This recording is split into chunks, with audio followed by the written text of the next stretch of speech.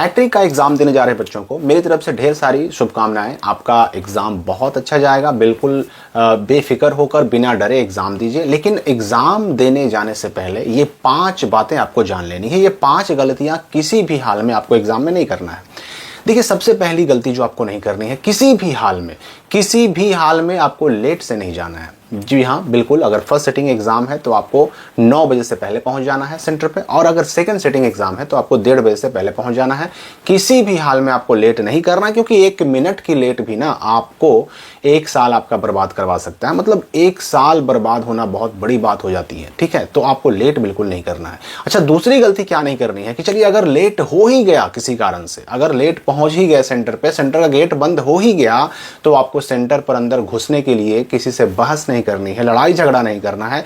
क्योंकि अगर आप ऐसा करते हुए पाए जाते हैं ना, तो आपका सिर्फ 1 साल नहीं बल्कि 2 साल बर्बाद हो जाएगा। आप 2 साल के लिए एग्जामिनेशन से बैन कर दिए जाएंगे। आपको 2 साल एग्जाम में बैठने की अनुमति नहीं मिल पाएगी। इसलिए रिक्वेस्ट कर सकते हैं, रिक्वेस्ट कीजिए। अगर आपका रिक्वेस्ट करने पे गेट खुल जाता है, एंट्री ले ली जाती है, तब तो भाई बहुत अच्छी बात है, आपका साल बच जाएगा। लेकिन अगर नहीं खुलता है तो बहस या लड़ाई झगड़ा या फिर बाउंड्री कूदने का प्रयास बिल्कुल नहीं करना है आपको।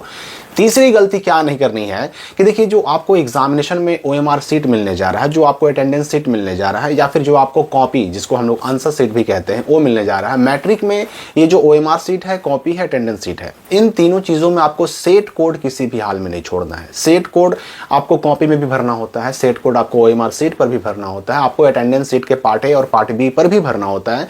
तो सेट कोड किसी हाल में नहीं छूटना चाहिए। और साथ ही साथ आपका अन्य जो भी डिटेल भरना है ना, ओएमआर सीट पर, कॉपी पर, आंसर सीट पर या फिर आपके अटेंडेंस सीट पर, वो भी आपका नहीं छूटना चाहिए। डिटेल्स सारे सही सही भरना है आपको। और अगर आपको भरने में मान लेते हैं कहीं कंफ्यूजन होगी, भाई कैसा मिलेगा क्या मिलेगा, तो मैं आपको बता दूं कि देखिए, इसी वीडियो के डिस्क्रिप्शन में आपको ओएमआर सीट कैसा मिलता है मैट्रिक का, उसको कैसे भरना है, या फिर आंसर सीट कॉपी कैसी मिलती है, उसको कैसे भरना है, या फिर अटेंडेंस सीट कैसा मिलता है, उसको कैसे भरना है, क्या गलती नहीं करनी है, तीनों का अलग अलग वीडियो का लिंक आपको मिल जाएगा इसी वीडियो के डिस्क्रिप्शन बॉक्स में भी और कमेंट में भी। आप वहां से जाकर देख लीजिए, पहले भरना सीख लीजिए, क्योंकि सेम टू सेम वही मिलने जा रहा है आपको वही मिलने जा रहा है। आप भरना सीख लीजिए, बिल्कुल टेंशन फ्री हो जाइएगा। आप गलती ना करें, खास करके सेट कोड बिल्कुल नहीं छोड़ें। चौथी गलती आपको क्या नहीं करनी है मैट्रिक के एग्जाम में कि आपको एक भी क्वेश्चन छोड़ना नहीं है। अब आप सोचिएगा कि भाई जब हमको क्वेश्चन का आंसर याद ही नहीं होगा तो हम सबके सब लिखेंगे कैसे। देखिए, पहली बात तो ये मैं आपको बता दूं कि आपको सारे सवालों का जवाब देना नहीं है, ना ही ऑब्जेक्टिव में ना ही सब्जेक्टिव में। देखिए, ऑब्जेक्टिव प्रश्न जो भी रहेंगे वो डबल रहेंगे। जैसे अगर साइंस और सोशल साइंस का एग्जाम होगा तो उसमें 80 रहेंगे क्वेश्चन, 40 का जवाब देना रहेगा। और ऑब्जेक्टिव क्वेश्चन का जवाब आपको ओएमआर सीट पे देना है, सब्जेक्टिव क्वेश्चन का जवाब आपको आपके आंसर सीट यानी कॉपी पे देनी है। तो ऐसा नहीं कि डबल क्वेश्चन केवल आपको ऑब्जेक्टिव में ही मिलेगा, सब्जेक्टिव में भी डबल ही मिलेंगे। मान लीजिए जहां पर अगर 4 क्वेश्चन का आंसर देना है ना, तो वहां पर आपको 8 क्वेश्चन मिलेंगे, 8 में से कोई 4 का आंसर दीजिए।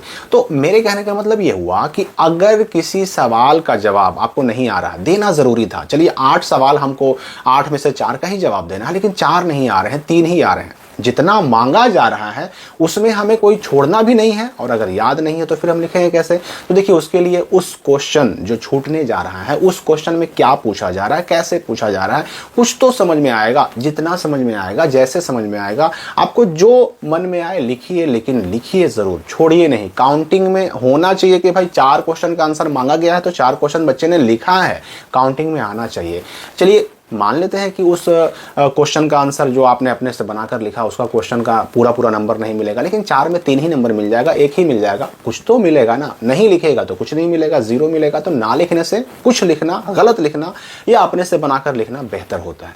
और 5वीं गलती जो आपको नहीं करनी है मैट्रिक के एग्जाम में, कि आप में से बहुत सारे बच्चों को मैंने देखा है इंटर के एग्जाम में भी या पिछले साल के मैट्रिक के एग्जाम में भी, कि बहुत सारे बच्चे पहले कॉपी में ही आंसर देना शुरू कर देते हैं। आपको कॉपी में आंसर पहले नहीं देना है, पहले आप ऑब्जेक्टिव क्वेश्चन उठाइए और उसका आंसर जो है ना अपने ओएमआर सीट पर देना शुरू कीजिए, क्योंकि ओएमआर सीट पहले जमा हो जाएगा। आपका एग्जाम जितने समय का होगा उसके आधे समय पूरा होते ही, यानी कि अगर 3 घंटे का एग्जाम है तो 1.5 घंटा होते ही, अगर 2.25 घंटा का एग्जाम है साइंस और सोशल साइंस वाला तो उसमें 1.25 घंटे होते ही आपका जो ओएमआर सीट है वो जमा ले लिया जाएगा। तो इसलिए पहले आप काम करें ओएमआर सीट पर। ओएमआर सीट का काम हो जाए, आपका कम समय में ही क्यों ना हो जाए, आधे घंटे में ही क्यों ना हो जाए, बाकी बचे हुए समय में आप अपनी अपने कॉपी पे आंसर लिखते रहिए, लेकिन पहले आप OMR शीट पर आंसर दे दीजिए। अगर पहले कॉपी में ही लिखना शुरू कर दीजिएगा तो कॉपी पहले जमा नहीं होती है। मालूम पड़ा कि आपका OMR शीट खाली का खाली रह गया, खाली ही जमा हो गया और आपके पास समय भी बच गया, मतलब कि नुकसान होने का डर है। इसके अलावा देखिए 2-3 और सावधानियां आपको रखनी है कि पेन अपने साथ एक्स्ट्रा जरूर ले जाएं। 2-3 पेन ले जाएं, ब्लू या ब्लैक दोनों में से कोई से भी लिख सकते हैं। और याद रखिएगा कि ब्लू या ब्लैक को छोड़कर अन्य किसी भी कलम से आपको आंसर नहीं लिखना है।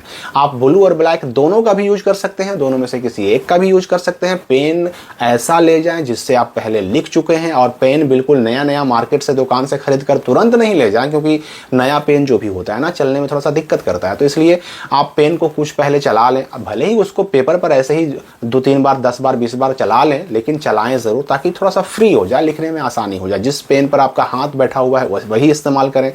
ऐसी कोई चीज ना ले जाएं सेंटर पर जो बिल्कुल मना किया गया हो, यानी जिस पर बैन लगाया गया हो, रोक लगाई गई हो। तो आपकी एग्जामिनेशन की शुभकामनाओं के साथ मिलते हैं हम अगली वीडियो में नए अपडेट और नई जानकारी को लेकर के।